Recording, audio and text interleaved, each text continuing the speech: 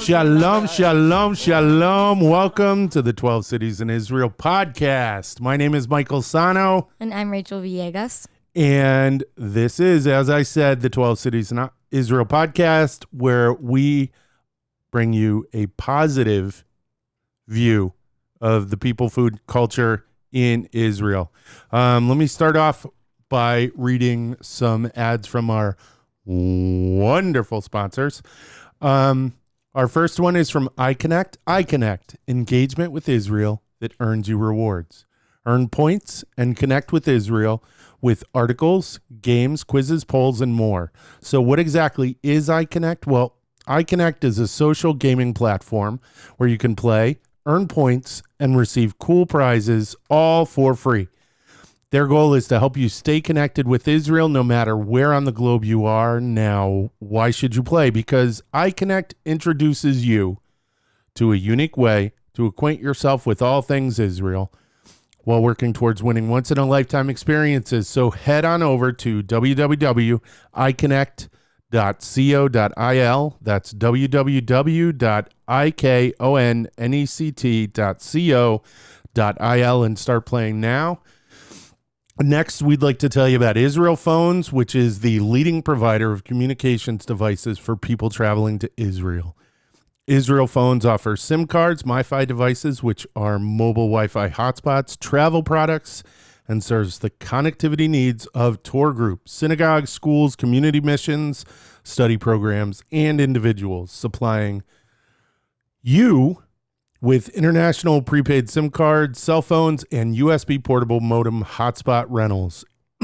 Israel Phones consistently provides dedicated support for your travel cell, offering cutting-edge technology at competitive prices. For more information on what Israel Phones can do for you on your next trip to Israel, visit www.israelphones.com, www.israelphones.com.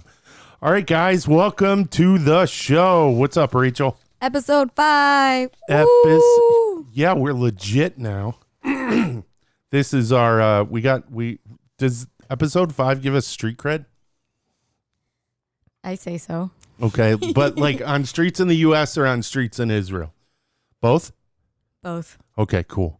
So let me tell you quickly, because I went over, first and foremost, so we can get this over with. This is very important. It's actually not important at all. But people who are watching the video version of this, you're going to see something. Someone beat him up. No one beat me up. So, all right. I didn't do it. So there's a big mark on my face. All right. So I've been playing with, that sounds horrible. Like a really bad way to start the conversation. So I've been playing with growing my beard out a little bit. And for you men out there, you know who I'm talking to. Me. Yeah. Every once in a while, your face doesn't get with the program, doesn't follow along with the program or the schedule, and men get ingrown hairs. Ow. So I just happen to have like 3 of them right in the same place.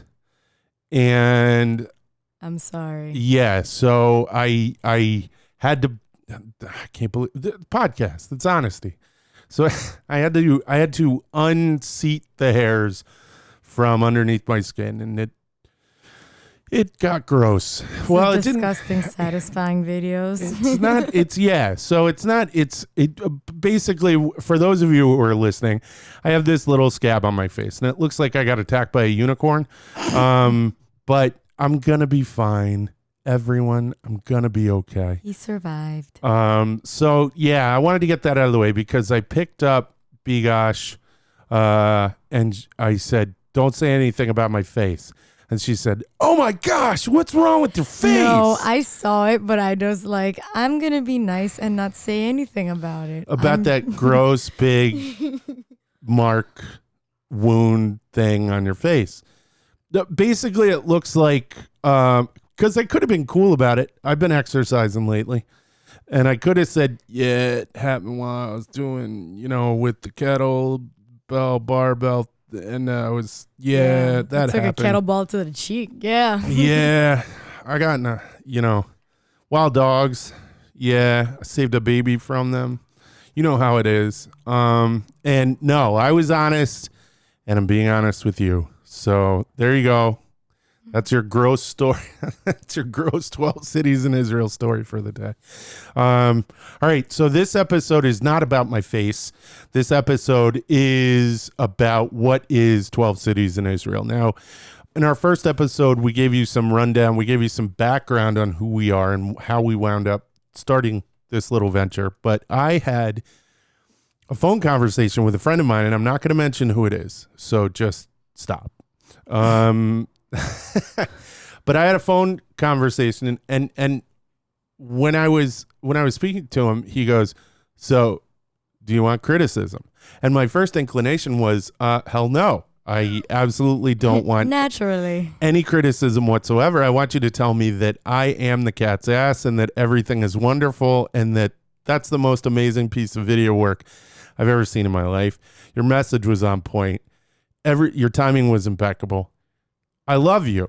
You know what I mean? Of course. But that wasn't exactly what he said. He said, "It seems like it's a little bit too long." To which I had a conversation with my wife where she was saying, "Does he watch podcasts?"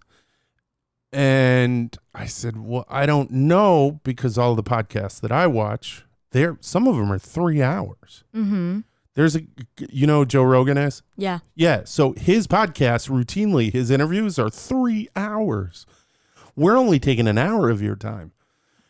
And I got to tell you, there are big laundry hauls that I've done where, I have 3 loads of laundry and I've watched 2 of them. Oh, wow. You know what I mean? That's a lot. That's 6 hours. Because I do laundry slowly so I can enjoy it. No. He's a special soul. Yes, I am. And so I took that criticism. One, I almost wish he would have said, "Here's what I think of it," or "Do you want to know what I think of it?" Okay. But rather than that, he decided to say, "This is my criticism of it." And I wasn't prepared for that word, because what that immediately did, how that immediately set, was there's something wrong with it. The reason you're using that word is because there's something wrong with it. Yeah. And my reason for bringing this up is because it ties in with what our mission is. So I'm going to read a quote real quick, ironically from a book that I just read over the weekend. I didn't intend to be talking about this for this episode, but I also didn't intend for the book that I read this weekend to have any relevance whatsoever for this podcast. But so basically what these paragraphs, it's 3 quick paragraphs. And it's about buzzkill topics. And buzzkill topics are like things like religion, politics, anything controversial, anything that's going to create an opinion. All right. Okay. So here it is. It is important to realize the reason that most buzzkill topics are brought into a conversation at all. In my experience, there are 2 overriding reasons for someone to introduce the chaos of a buzzkill topic. First, someone has undertaken the assumption that having knowledge of a buzzkill topic, and also a topic that they view as serious and mature, will make them appear informed and knowledgeable. When someone acts on that assumption, the reaction they are looking for isn't exactly to have an open discourse. They are simply seeking validation and want confirmation of their world knowledge prowess. The second reason that most people bring up buzzkill topics is that they want to push their own agenda. Of course, this usually leaves 0 room for meaningful discourse and is often inflammatory and offensive. They just want their opinion to be heard to convince people and for people to agree with them. This is from a book by Patrick King called Are you ready for this? Chatter, small talk, charisma, and how to talk to anyone. So we're going to a conference on Sunday. What conference are we going to? Do you know the name of it? You may not know the name of it. I didn't even. No, you didn't tell me. Oh, we're going to a conference, B-gosh. I got your ticket. Meet me there. You told me just bring my student ID. I was like, okay. You also have to bring your driver's license or a passport. Okay. I have your ticket. You're finding out here on Like me. episode 5. So we're going to a conference. It's called the Jerusalem Post Conference. Now, having trouble with my mouth. Sorry. So the Jerusalem Post Conference is put on by the Jerusalem Post. Now, the Jerusalem Post is a newspaper that tends to fall on the conservative side. I know somebody's going to hear this and go, oh my gosh, no, it doesn't. It's a full right-wing newspaper. Well, I know a bunch of people who work there, and not all of them are right-wing. Not all of them are conservative. Some of them just like working in the media, and this is the place that they are given the opportunity to work at. And what's interesting is it's a place where a lot of Americans who support Israel, the country, not Israel's government, not Israel's policies. Some do. Some support those things. I'm not saying those aren't things to support or they are things to support. What I'm saying is that these people generally just support the state of Israel. And a lot of people get, because it's the Jerusalem Post Conference, they liken it to this really, they get weird about it. Just because politics is weird and because newspapers do something actually that I don't support. Newspapers routinely pick a presidential candidate or support a presidential candidate. In Israel, they'll support a prime minister, a candidate for prime minister. And that's always rubbed me the wrong way. It's always been weird because how can I take your word objectively if, on the other hand, you're telling me I should vote for X? Mm-hmm. You know what I mean? It doesn't feel that way. So like everything else, the Jerusalem Post, you have to, read with a grain of salt. Some of the stuff is informative. Some of it is opinion. There, nowhere within the whole framework of everything is there a clear delineation these days between what is opinion and what is straight news. Of course. So the reason why I picked this quote and why this quote spoke to me, and why I brought up the Jerusalem Post Conference is because we have to kind of not sell the show money wise, but we have to get people listening to the show. We have to get people watching the show on YouTube, and I want to sell the show. I want to pump the show to a bunch of people who are going to be potential listeners, people who will be interested in the content that we're giving out, interested in the discussions that we'll be having, and interested in the mission that we've taken on. Mm-hmm. And I think the mission that we've taken on is something that's never, ever, ever been done before. We're apolitical in general. Yeah. I mean, in terms of this, not you, Rachel, not me, Michael, mm-hmm. but 12 cities in Israel is generally apolitical. Yeah. So one person said that this was some of the best information that he's ever gotten on Israel. Remember? Yes. We got a message through our Facebook, and he said, "This is some of the best information. It's no BS. It's just straight talk. It doesn't have any, agenda. It's just people, no fluff. Yeah, people, food, culture. That's all we want to talk about." And I got into a discussion with another friend of mine, a friend of ours actually, which starts with an A, and we saw her at the graduation. You know what I'm talking about.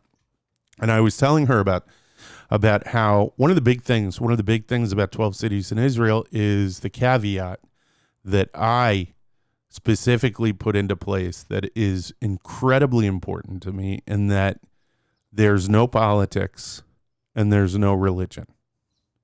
Okay? Mm-hmm. We can talk about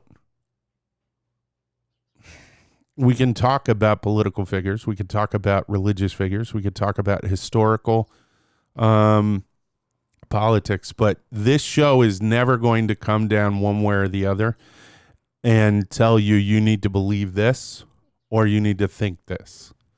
That's not where we're at. That's not where our head's at. That's not what we're about. Yeah. So because of that big caveat, we get to skip around a lot of conversations. No, but so that was the main intention of this show in the first place too, to like we didn't want to sound like every other show or information source about Israel. Absolutely. Which is funny because when you go and look at information on Italy, when you go to find out stuff about Italy in the modern age or tourism or whatever, they never bring up like Mussolini or no, I'm serious. It's do you know what I mean? Yes. And some would say that that's relevant. You know what I mean? Yes. Fascism, which is the big buzzword right now, fascist. I mean, they were the first ones. So how come, it doesn't get brought up? Why? I could tell you why. Because it's not part of that conversation. And what's interesting about the quote that I brought up is individuals who are bringing up these topics are bringing these topics up because they want to push an agenda or they want to show that they are compassionate. I'm compassionate for the plight of, that's good, but that's between you and whoever. That's not our conversation. Mm-hmm. You know what I mean? I'm going to assume you're compassionate and a good person off the cuff. You don't need to prove to me. Yeah.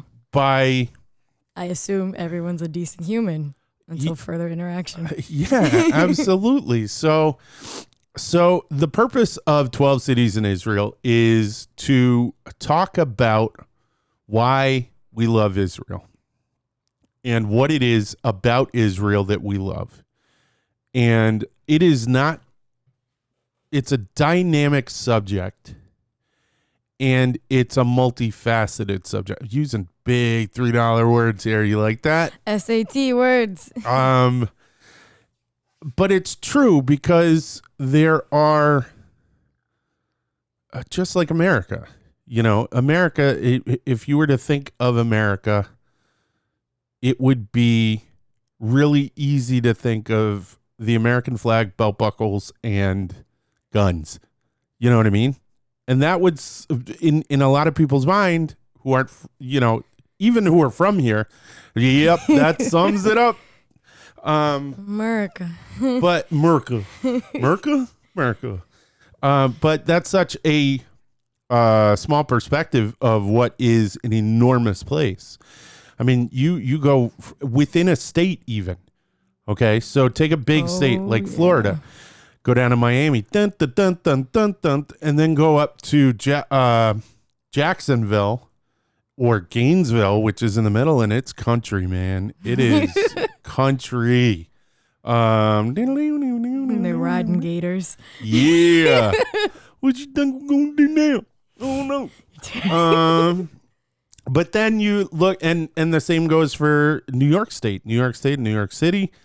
Then you go up to the Hudson Valley, and then you go out to, where is it? Rochester. It's so different. It's New York City's a bubble compared to the rest of New York State. Well, and that's what's so crazy about it is because you have so many different things within this small area. So you look at New Jersey, which is about the same size as Israel. Jersey. I know. I've lived there. I wasn't too. Sorry, all my friends who are from New Jersey. So New Jersey, the shore, Cape May, Newark, Trenton, where else? Hoboken, all those places. Jersey City and Hoboken are night and day different. Yeah. You know what I mean? Yeah, they really are. And then you apply that metric to Israel, which is about the same size. And you look at, remember, we were talking last episode about the train ride, just 2 hours.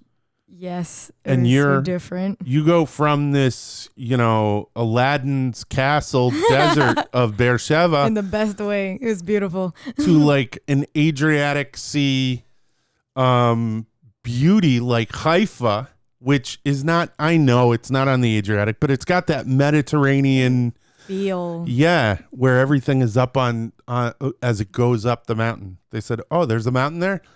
I'm going to put my house on the top of it. Yeah. No, in the middle. In the middle, because then I'll get a view and a breeze. Yes. So, but that's what I'm talking about. And I touched on this. I think I touched on this in the third episode, diversity. And there's just such a big plethora of stuff and people and food and all of those things. And I thought that it was important to show all those things. Now, I made you watch something on the trip here. Yes. What did I make you watch? Tony Robbins' positive thinking. Okay, so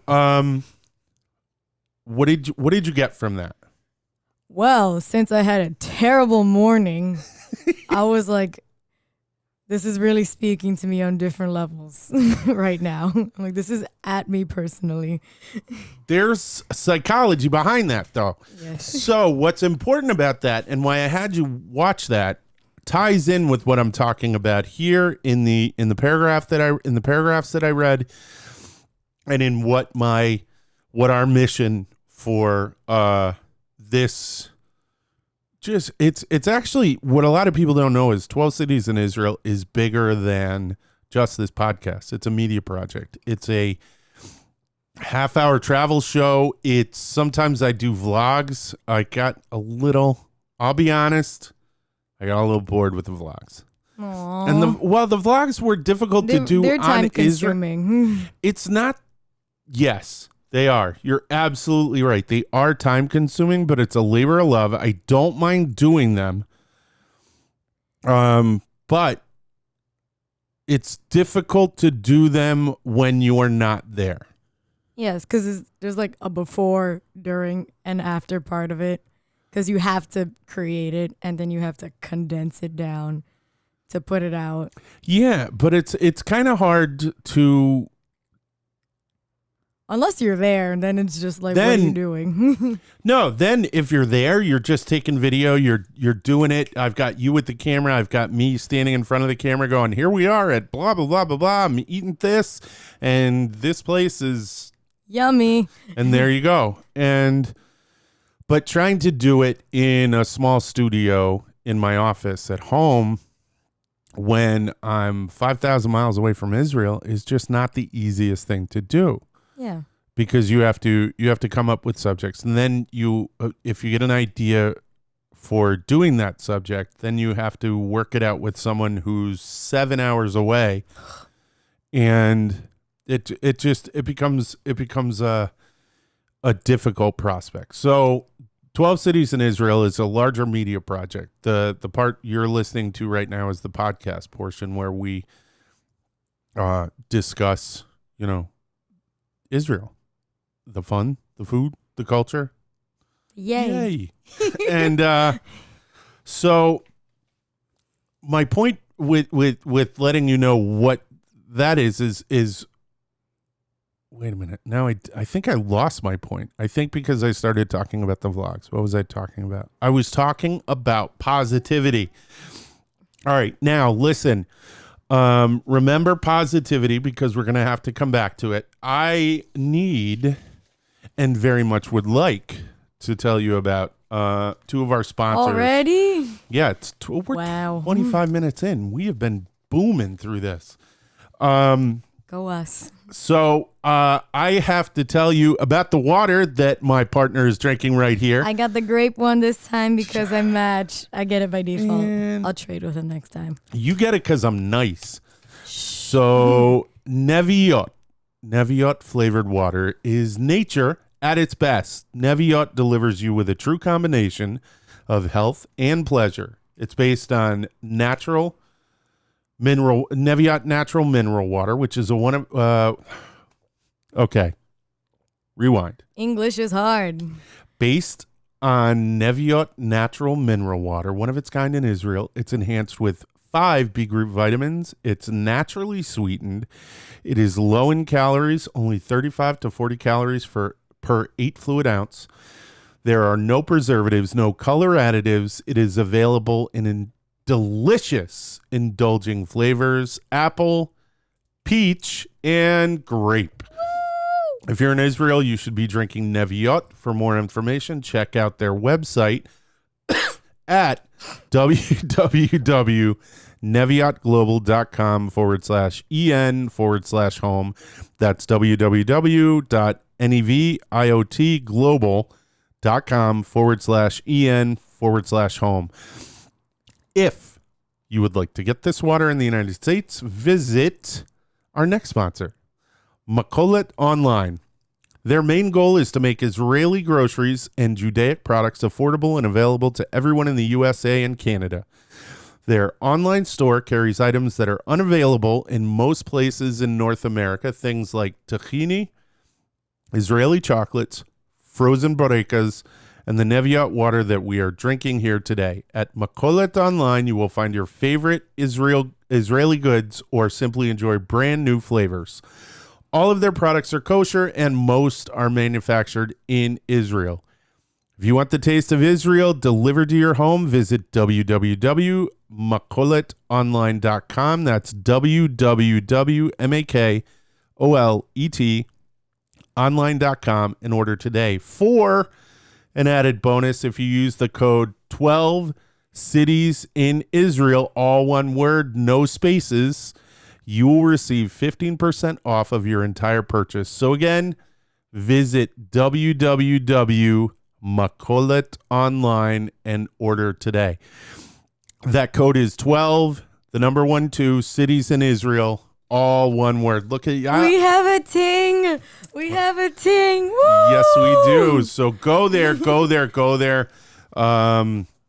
going to be using it a lot. We are going to clean them out. I love that place. So, all right. Positive.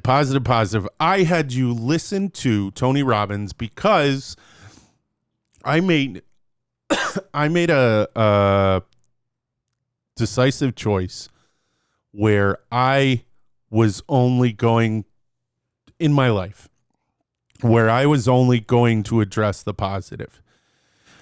And I was a psych minor in college, and that is not good advice as per psychology. Okay, you cannot ignore the problems. You cannot, you know what I mean. But then I started thinking about the concept. And I'm going somewhere with this. I started thinking about the concept of ignorance is bliss. And I started to dissect that concept. And I started to think of things in my life that if I didn't spend the added time worrying about these things, would I enjoy other things? Would I enjoy time with my family more? Would I enjoy my physical health more? And actually, it's interesting because my physical health actually got better the less I thought about the negative things. And I know that modern psychology wants to dissect the negative, but I had an interesting bunch of conversations with a professor of mine who I took social psychology with her, and I took positive psychology with her, and there's a move towards this. They're thinking that since stress has such a negative effect on our physical bodies, this is going to sound counterintuitive, but ignorance of that stress, or putting that stress in a box and throwing it in the ocean and saying, your stress I don't need, go away. A lot of times that stress resolves itself. Now, I thought it was bunk. I thought it was garbage. I was like, that's just ignoring the problem. But no, it's different than that. What it is it's saying, I'm labeling you a problem.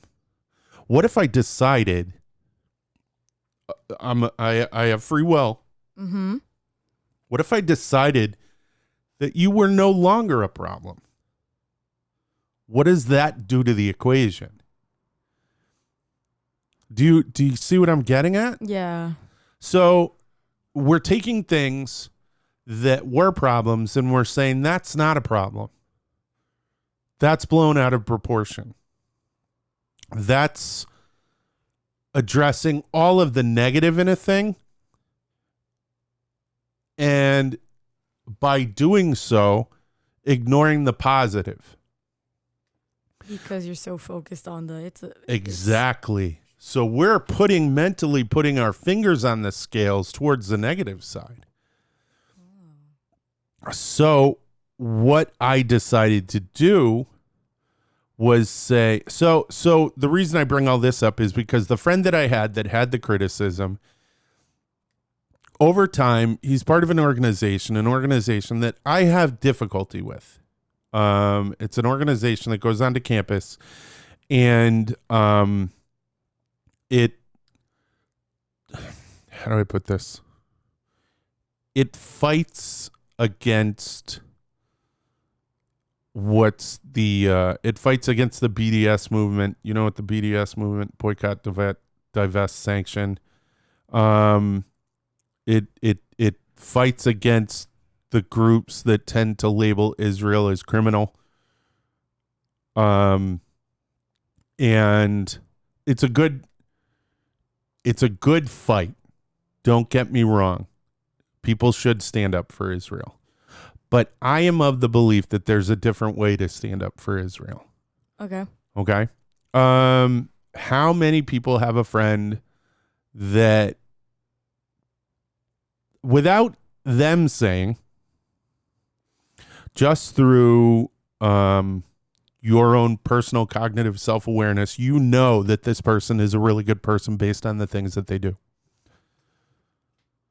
You probably know quite a few of them, right? Yeah. Okay. Would you ever disparage that person? No. Because why? There's no reason to. Yes, there's no reason to. And also, how would you be perceived if you were disparaging that person? You look like what are you doing? Like, you look like a jerk. Yeah. You look like a real jerk. Now, that's not to say this person who we are granting sainthood doesn't have some character flaws. Of course. You know, they're human too. Yeah, you've walked in and you've seen them yell at you, or, you know, they had a bad day and they just didn't give you the attention that you needed. Does that generally make them a bad person? No, it just means they're in a bad mood. Yeah, it just means they're having a bad time. They have a bad situation, like all of us have bad situations, and they're trying to work through it. Okay? So what my point is I believe the good things in Israel outweigh the negative things. I believe that the number of positive things that Israel stands for, does daily, and the opportunities that it gives are not just to its own people, but to other people as well, are tremendous. And I think, could they do more? Could they work harder? Yeah, absolutely. Everyone could. Every government could. But I think it's important not to paint Israel by a few specific policies that aren't that don't stand for the country as a whole. Do you understand what I mean? Yeah. Okay. So I'm dancing. Does it seem like I'm dancing, or am I being specific? Big enough. Vague enough. Like, okay. You're good. Like, it's like, well, because I don't want to go into the policies. I mean, Yeah. we can sit here and we can make it a whole episode on you know, and I'll say the word. It's the word, the occupation. And there are actors on both sides who've got to get together and work this thing out. And on the whole, neither side is willing to get together and work it out to the satisfaction of the other. That's important. To the satisfaction of the other, neither side is willing to meet them, even halfway. And that's your dick on both sides. I'm sorry. Does it mean I don't like Israel? No, not at all. What is it? The United States attacked the Vietnamese in the Gulf of Tonkin in the early 60s. It was a blatant attack. Does it mean I hate America? No, absolutely. America's a wonderful place. Our government has done bad things. Israel's government has done bad things. Have all of them been bad? No, I don't think so. But this is not the platform for that discussion. This is a platform for positive discussion. This is a platform to talk about the good achievements, the good things, and just to be happy with I'm rambling. That's not good. Talk to me. Wow, that was madness. No, basically what I'm doing is I am I trying to cover too much ground at once? No, it's just like what 12 cities is for is not what all that is.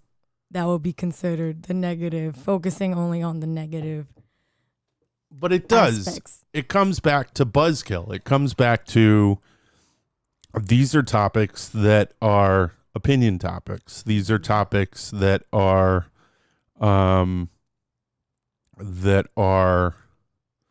lightning rod topics, and that's not what we're about. That's not who we are.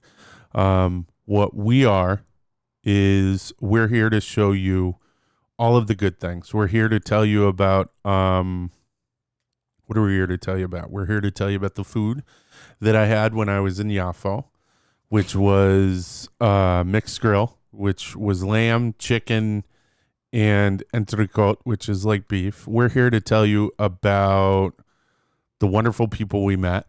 One of them was Lila, who runs the OSP. Abigail. Yes.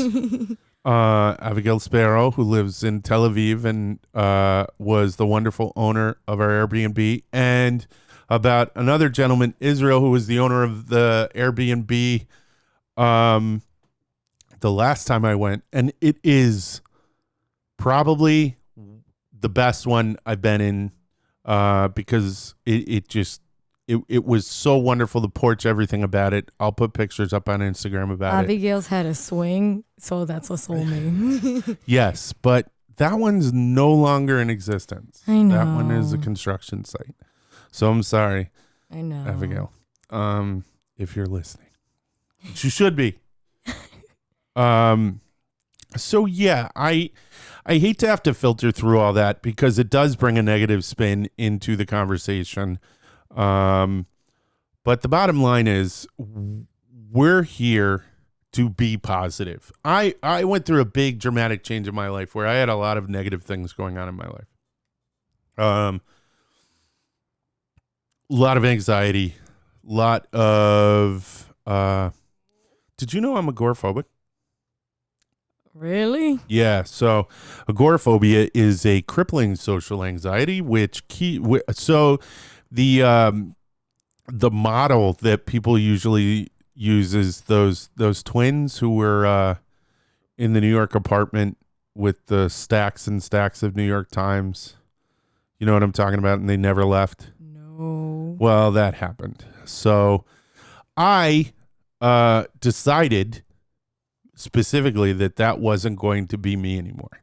So I decided to interject the positive into my life. Part of that journey was 12 cities in Israel. So that's actually, and that comes from that decision to focus on the positive. That's interesting, actually. Remember, I went to Israel the first time, and then I came back, and I think we discussed it on this podcast, where I had said I got a lot of pushback, I got a lot of flack. People were So that was the buzzkill topics. Certain people came up to me and said, "I want to tell you how much I hate this. I want to tell you how much I hate that." Do you remember who was the girl from Los Angeles? Don't say her name, but I'm saying so you remember. The girl from Los Angeles, the Mexican girl. Not in Denny. Oh.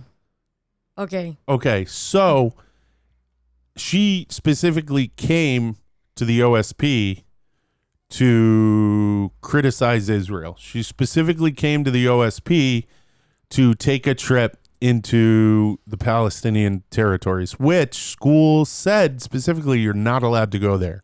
While you're with us, you are not allowed to go there. We cannot keep you safe. Because for a Jew, for an American, for someone who is not a citizen, I guess, of the Palestinian Authority, or a Palestinian or an Arab or whatever, if you're not one of those two things and you're in the Palestinian territories, it's not safe for you. It's just not. They can't guarantee your safety. People have been killed. Students have been killed. Really, it's a bad situation. And she took a trip specifically to go there. She has photos of it on her Facebook or all that. So she specifically went there to show this is who I am and this is the type of person that I am. And it's reason why she went on this mission. Okay. And the reason I bring it up is because there's a lot of people who feel this way because not enough has been done to show how much good Israel does on a daily basis and how good the Israeli people are. They just want to focus on the negative aspects. Yeah. So what happened was when I got back from Israel the first time, I said, I'm doing this show. And I had to really look for a focus, look for why I wanted to do it. And I wanted to do it to basically, and I hate to use this word, but I wanted to do it to combat all of the negativity that was coming out about Israel. Because I don't even want to tell this story. There was a certain member of the faculty who specifically asked me to stop talking about Israel. And I'll tell you later.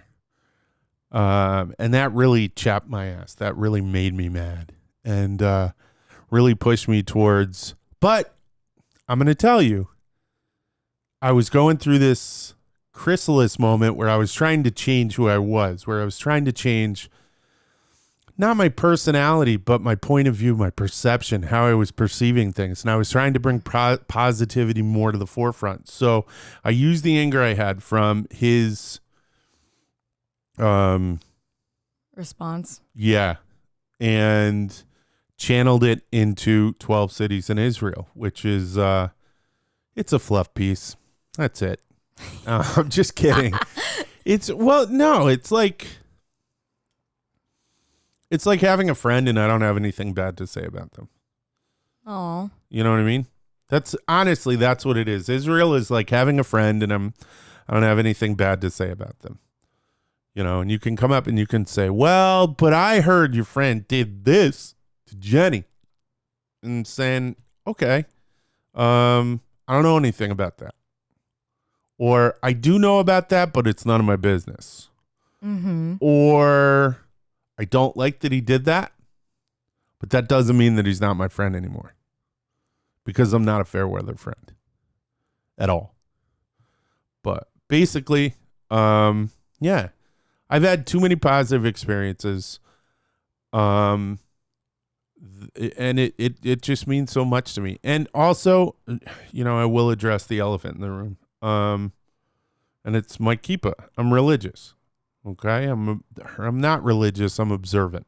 That's my more comfortable response. And Israel does mean something to me on a religious level. But it's so funny because when I was there, a friend of mine who happens to be a rabbi said, did you do anything religious when you were there? Because I looked at your Facebook and it looks like all you did was eat and travel. And I went, oh, yeah. That's the point. Well, yeah, that's how I wound up gaining this brand new perspective. That's how I wound up, you know, looking at Israel like I'd never seen anything before. So, and that's what you want to bring to other people. That's exactly what I want. And what I want to do. Well, no, go on about that.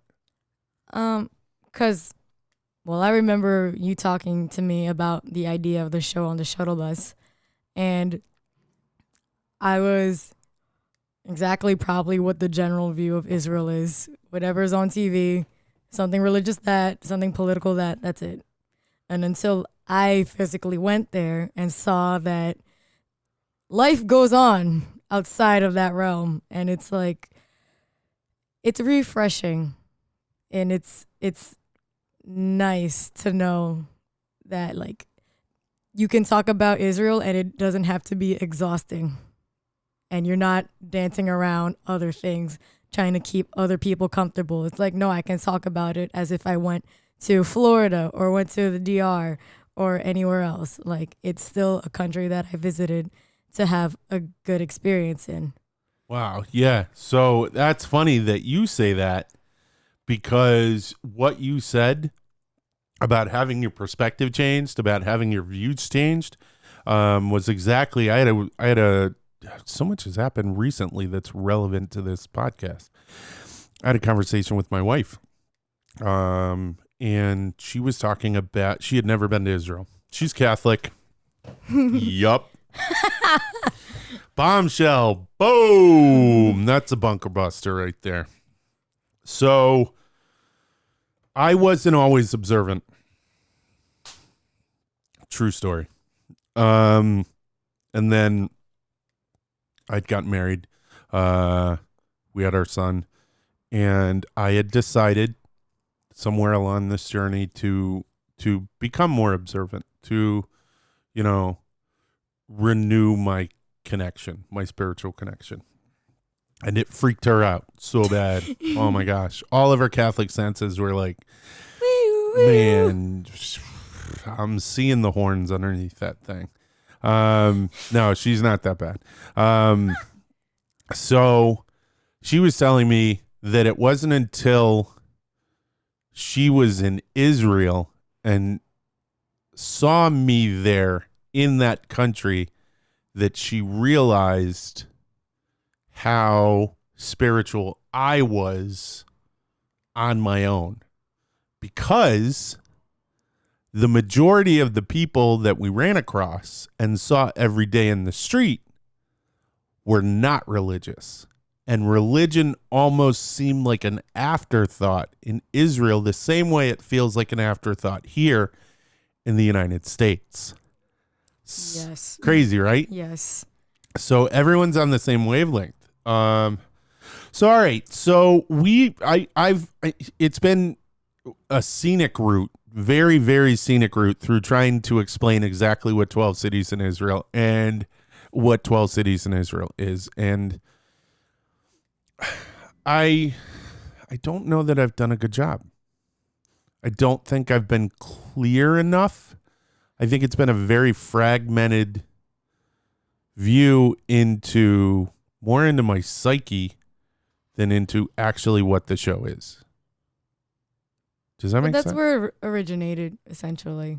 So, all right. So, bottom line, Israel is a positive discussion. Yes, we're dipping our toes in. That was good. She always comes up with the good ones. It's a positive discussion. And I brought Tony Robbins up because it's that honesty in just addressing what is important to you defines what's important to you. So if I can be honest that these are the things that are important to me about Israel and all the other stuff is background noise, it will be offensive to some people who have agendas. It will be offensive to some people who want to make points. And for that, I'm sorry. But this platform is a positive place to talk about Israel, a place to talk about the people who are from there, a place to talk about the food, all the wonderful See, I hate Instagram because it keeps showing me Israeli food. And about the music, which Revivo project. Yeah. Yes. I hope you guys are enjoying those songs. I love putting them at the beginning. It's fun. Yeah, and go on iTunes and get more of their stuff. Their stuff is awesome. Spam them. Absolutely. Go. What? Spam them. Get their music. Yes, get their music. I also want to tell you that I want to tell you a little bit. I've told you that what our goal is, but I want to tell you what we're going to be doing over the next year. So over the next year, we plan to do what I call an 8 and 4 formula, and that is 8 months in Israel. Or no, 8. Wow. We were close. If my wife is listening, I got that wrong. 8 months in the U.S., 4 months in Israel. And what we would do is we would break that up into 4 months here, 2 months there, 4 months here, 2 months there. And the reason why we're going to be doing that is because we feel that the best way for you to hear about Israel is from Israel. Yes, and from Israelis. So we're going to get another boom, another microphone or two, and we're going to interview people from Israel. And we're going to have them, some of them famous, some of them important, all of them important. To us. Absolutely. But all of them incredibly interesting. And we want to bring that to you. And we feel that that's the best way to tell you about Israel is from the horse's mouth, so to speak. And I think that's going to be a lot of fun. And it's I'm so excited about it. And I want to get Rotem Sella, who is an announcer on the Eurovision thing. And she's just a sweetheart. And I really want to interview her. And I also want to interview, who else do I want to interview? A ton of people. Ton of people. One day I will get together a list of people that I want to interview. Actually, yeah, I should do that. Get together a list of people I want to interview so we can guilt them into coming onto our show. Okay, it's about that time. I know this was a meandering one, and I appreciate you guys listening to it. Yes. It was meandering? No, we appreciate you listening. Oh, definitely. I just thought it was important to get that out of the way. The conversation that I had over this weekend about this show and about, what it was. I needed to define that to you, and I hope I did at least a mediocre job. To the best of our ability at this point in time. So, on that note, let me tell you about a couple of things, a couple of programs that are really important to me. One of them is Ale. Ale helps children with complex disabilities receive state-of-the-art medical, educational, and rehabilitative care in Ale's 4 facilities. In addition, Ale provides thousands of outpatient treatments annually. Without Ale, many of these children would be forced to spend their lives in hospitals with no opportunities for rehabilitation, education, and the love and warmth of a home.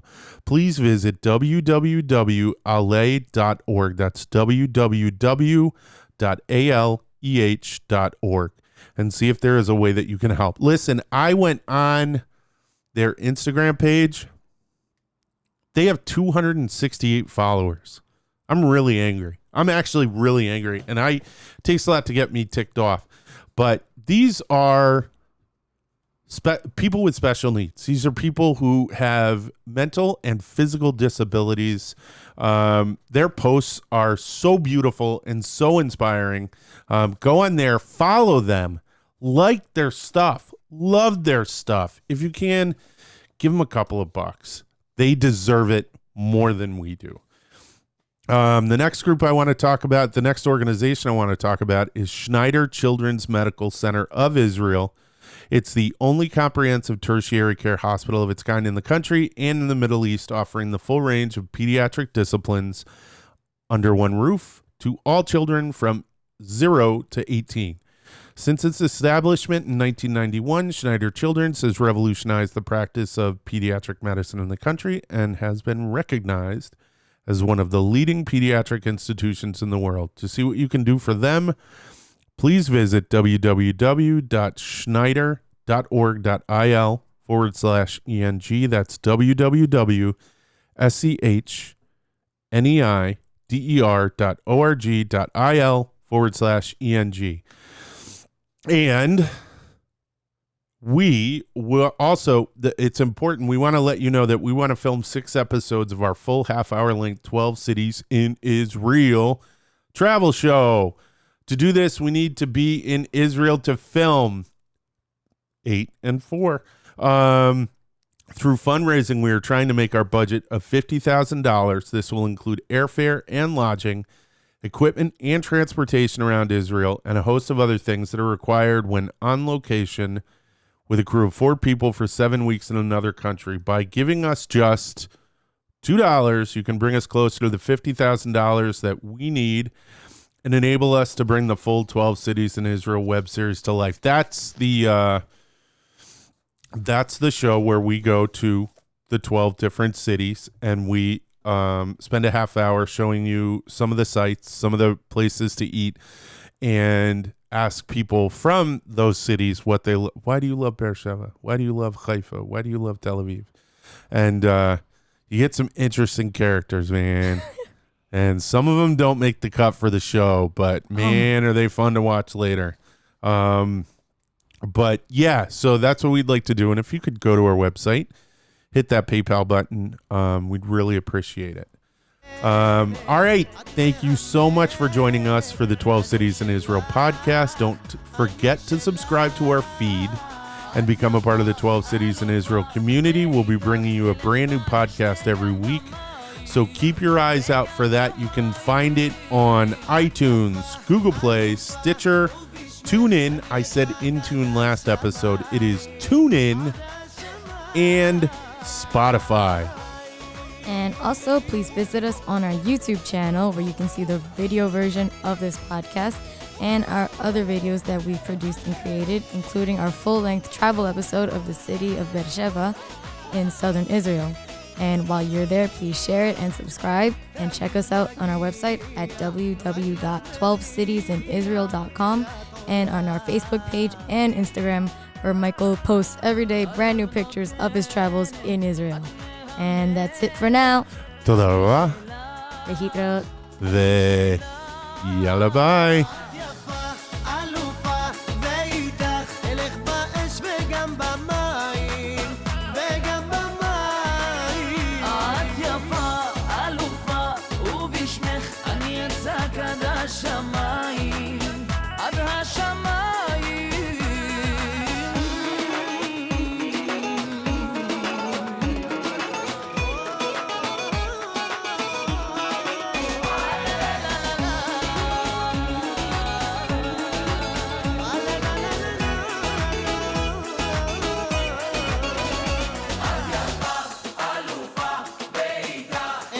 ich will